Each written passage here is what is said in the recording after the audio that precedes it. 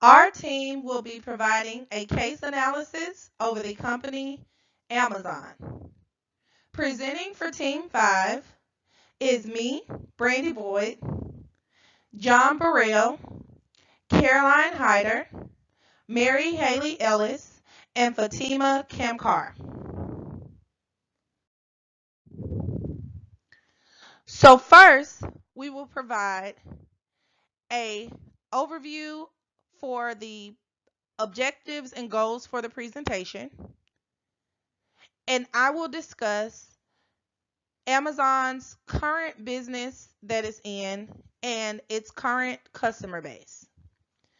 John is going to conduct an analysis of Amazon's organizational structure, including its hierarchy and its financial organization.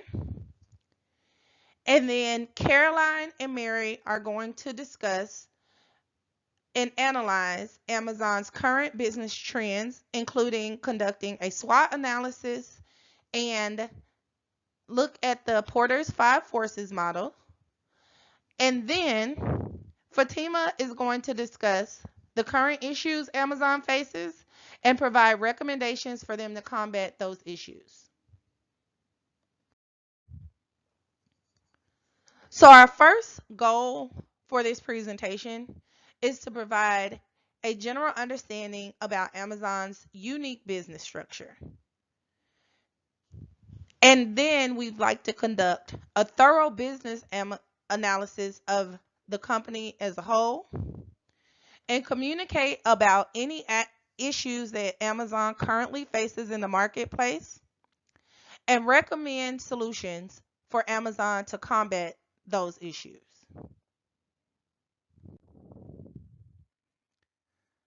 So first, what type of business is Amazon in really? Most people recognize that Amazon is an online retailer. But what people may not know is that Amazon is the largest e-commerce marketplace and cloud computing platform in the world. And that is measured by revenue and market capitalization.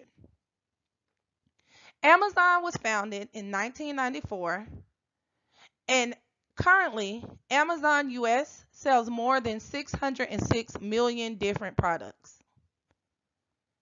Amazon products mix consists of a vast array of different kinds of goods, including clothing, baby products from diapers to baby food, consumer electronics, anything from watches to televisions, beauty products, health and personal care needs, groceries, gourmet foods, candy, wrapping paper, and a vast array of other types of goods. But in addition to its online retail service and all of the 606 million different products it serves, Amazon is also a business to business commerce. Amazon's business model is based on partnering with other retailers, and it offers its warehouses, packaging, shipping, advertising, and checkout services to other businesses. In this way, Amazon is not just an online retailer. It's actually a fulfillment center, and it helps other companies take care of their customers from the point of sale to the delivery of their products.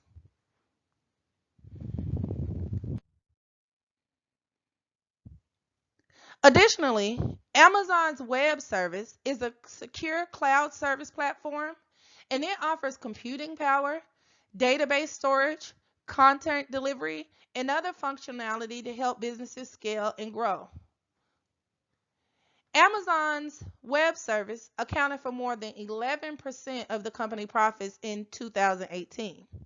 So this is a viable service for Amazon, and it helps them gain customers who may not necessarily want to shop online, but do need its cloud and computing assistance, such as small mom and pop shops who would like and need computing power for their businesses to run. Now, Amazon Web Services generate huge profits margins for Amazon, and Amazon is specially qualified to provide these services to other retailers. So this is a very unique type of business that Amazon is in, and it provides them the opportunity to be on the cusp and the cutting edge of the marketplace. Now, Amazon's retailers, being that it sells such a huge, vast array of products and it offers this unique web servicing to a vast array of online retailers, means that its customers is pretty much the world at large.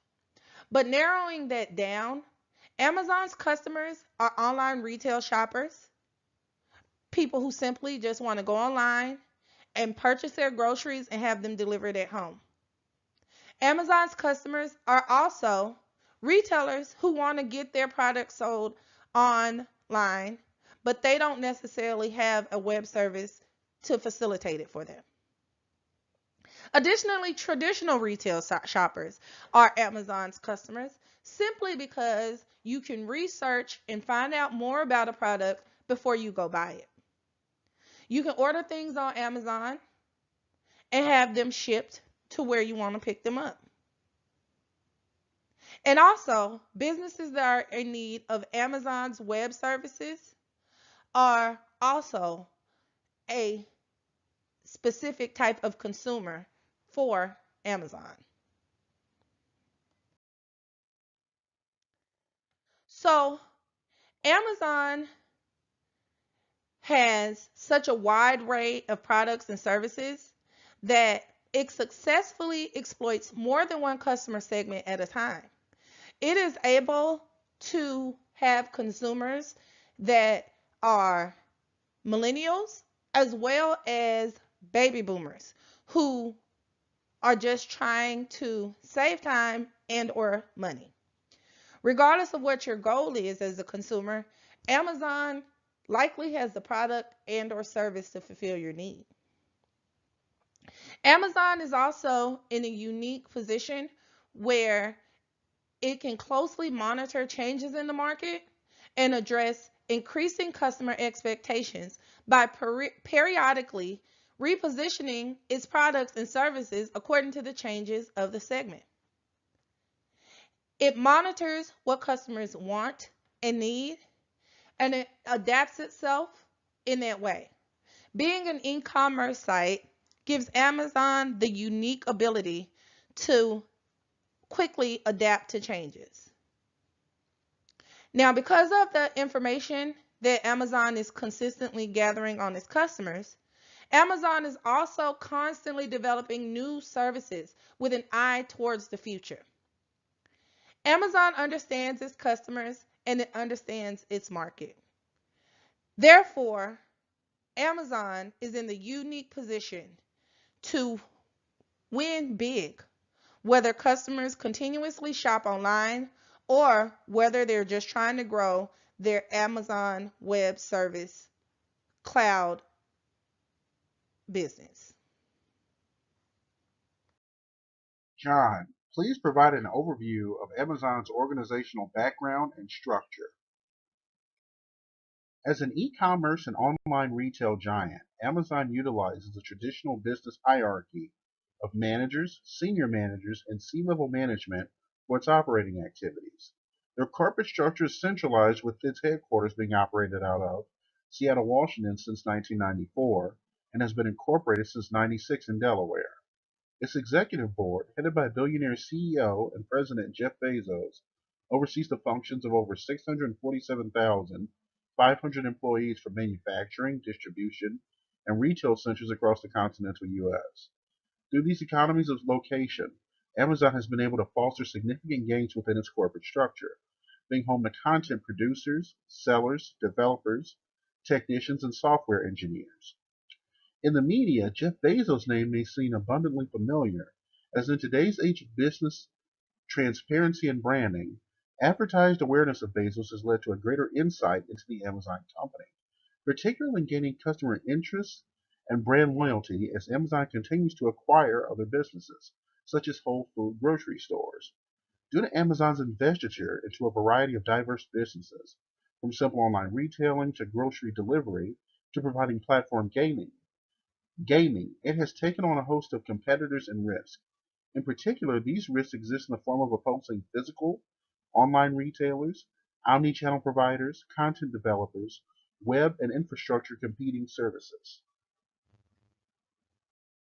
Succinctly put, Amazon operates in this traditional hierarchy of an executive board and management system, with its overall business being segmented into a three-divisional region focus.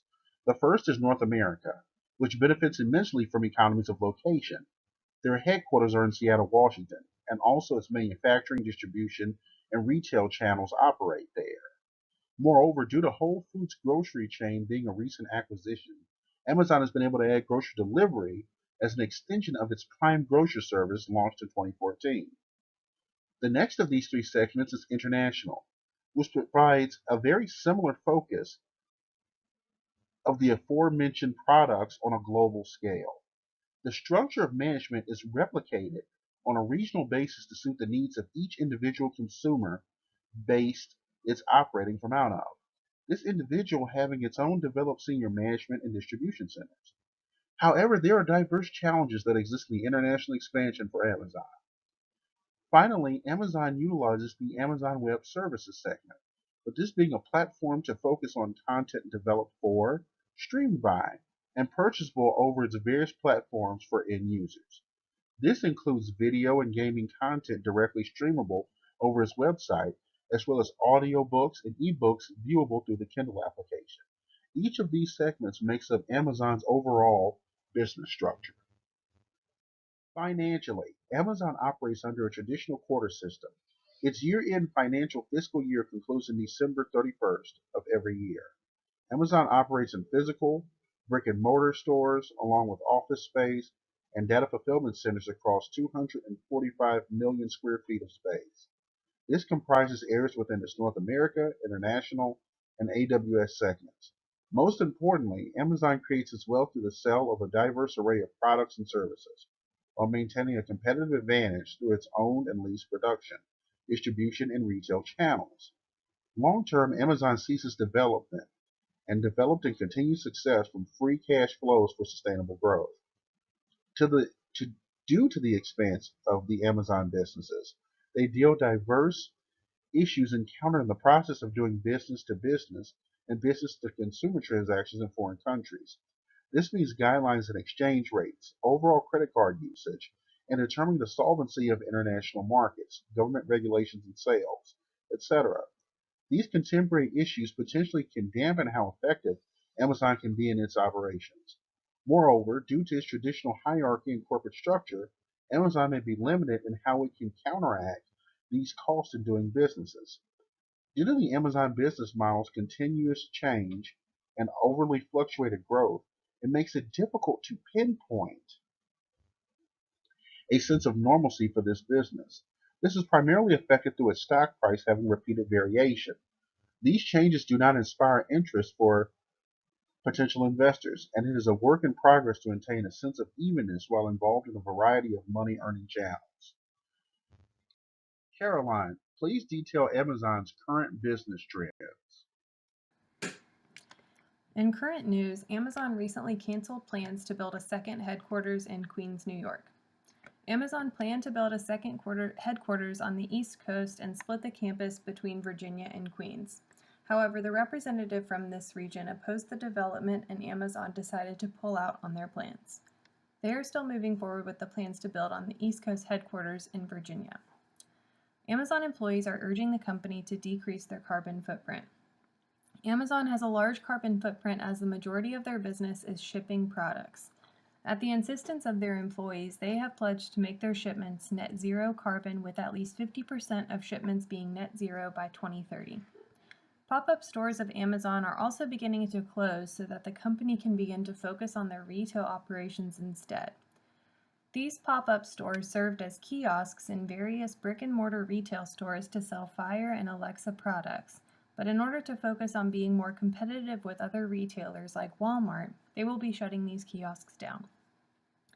The Amazon Alexa is one of Amazon's signature products.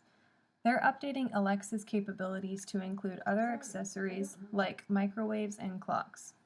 Their software is developing to allow Amazon to make her more empathetic and conversational with their customers.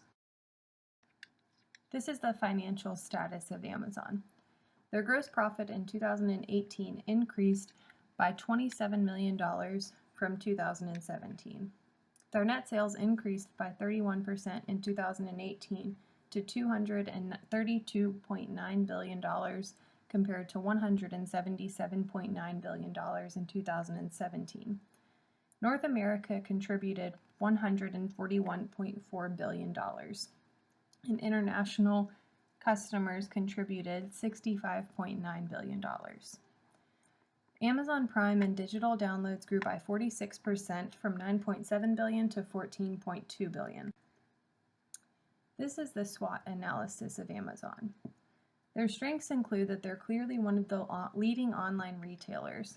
No one sells more items in one place than they do. They offer a wide variety of services and products, and they offer them to be delivered quickly. Amazon also has Prime memberships, which orient them with their customer base and guarantees a level of quality that customers can expect from Amazon. Amazon offers an online shopping experience and access to a variety of products with many third-party sellers on their website. They're recognized as a brand as one of the largest online retailers, which grows their reputation. They also exhibit cost leadership strategy because they offer free shipment to Prime members and give customers the opportunity to buy items in bulk. Their weaknesses include that they're primarily an online store, and Amazon has very few physical brick-and-mortar stores.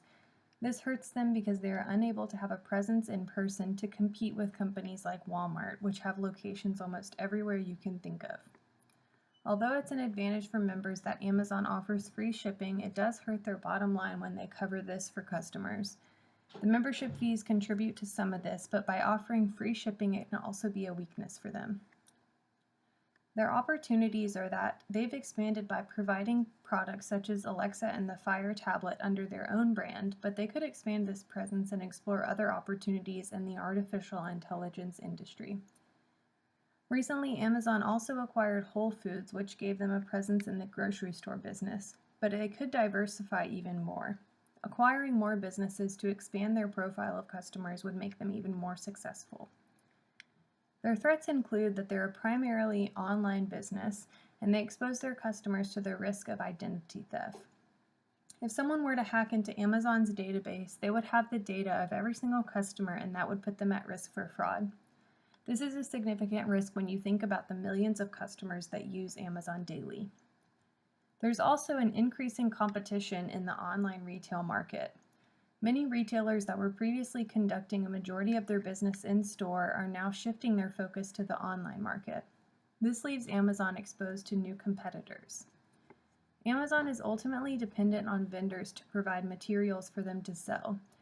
If vendors were to not provide materials to be sold, Amazon might have to find vendors quickly or suspend sales on a product. This is the Porter's 5 Forces model of Amazon.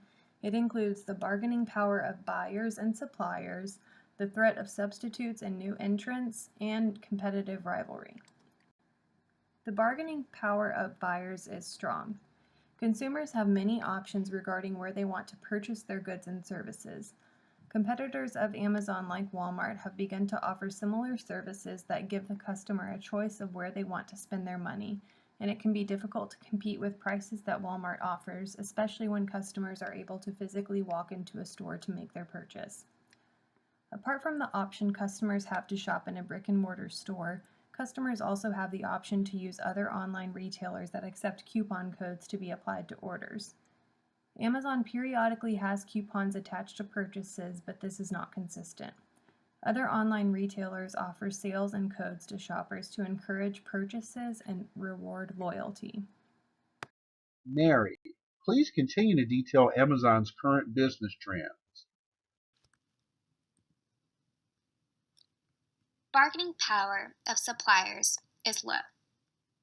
Amazon has many suppliers that they use.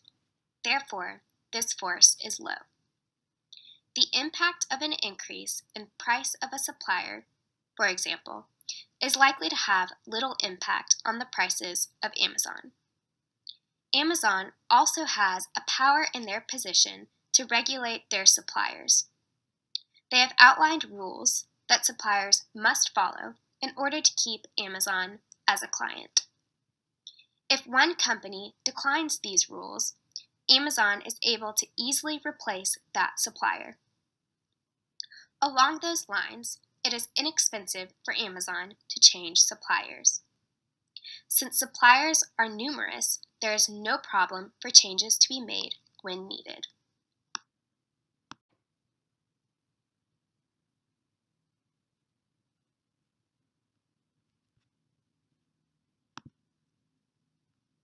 The threat of substitutes I would consider to be very strong. Many other companies provide similar online services and products at lower prices. Other companies, like Walmart, can also offer physical brick-and-mortar stores to attract customers in addition to their online services. Amazon does also sell a vast majority of products in their online store that can be purchased virtually anywhere. They're not producing a large amount of unique items that are difficult for other companies to duplicate.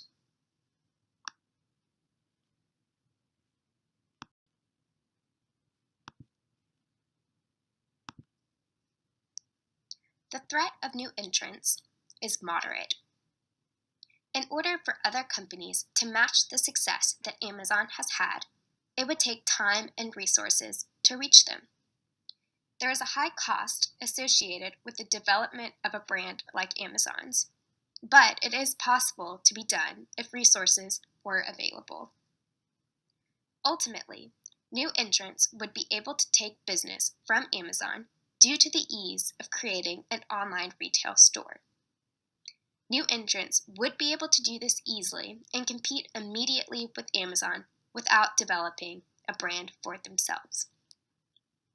While it would be fairly easy to develop an e-commerce site, it would be difficult to develop as much as Amazon has done. As you can see with this slide, they have ventured into a lot of different businesses.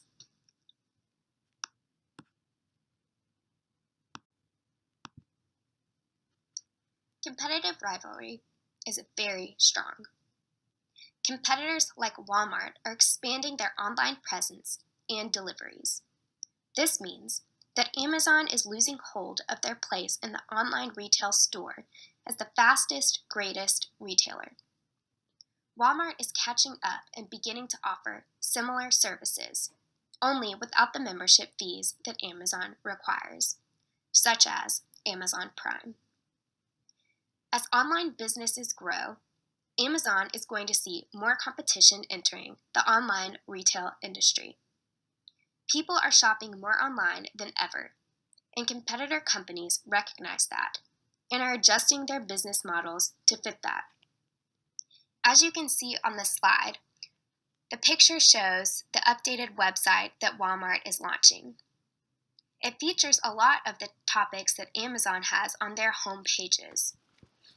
Aside from this personalized homepage, customers can also benefit from Walmart's one-click delivery service where they can pick up their groceries after ordering and paying online by simply waiting in the parking lot for an employee to bring their groceries to their car. Since Amazon does not have a brick-and-mortar store, they can't compete with other companies in these types of business ventures.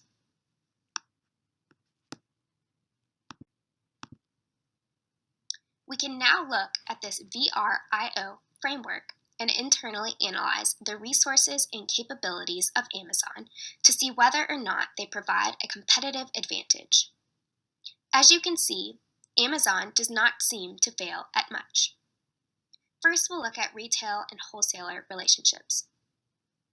This relationship carries value because Amazon successfully sets a relationship between themselves and their wholesalers.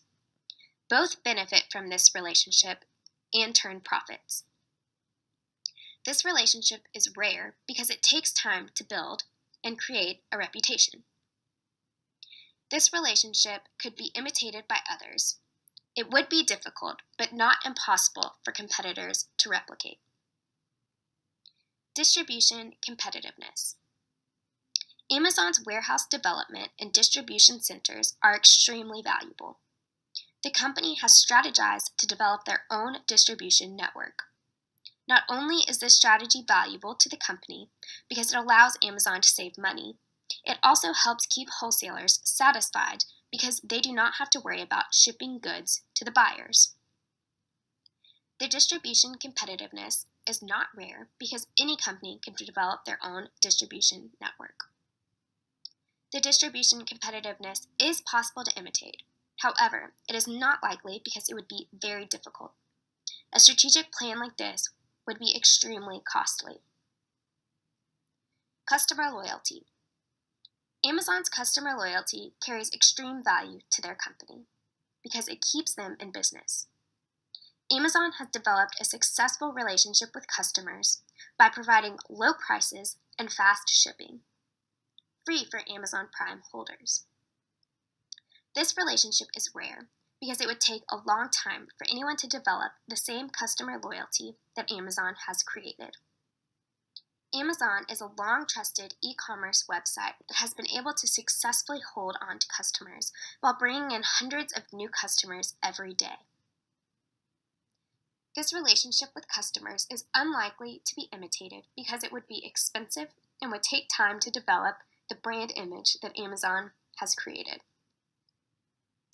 Lastly, we'll look at brand positioning. Amazon's brand positioning is perhaps the most valuable source that the company has. Amazon has a strong relationship with wholesalers and customers because of their brand image and the fact that they are one of the top e-commerce sites. Amazon's brand positioning is not rare. Any company could develop a successful e-commerce brand and follow the same strategies as Amazon. A company could imitate Amazon's brand positioning, but it would be very unlikely.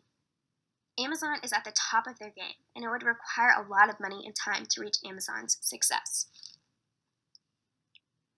With this overall analysis and their great organization, most of these categories result in sustainable competitive advantage. Fatemeh, please tell us about Amazon's current issues and your recommendations.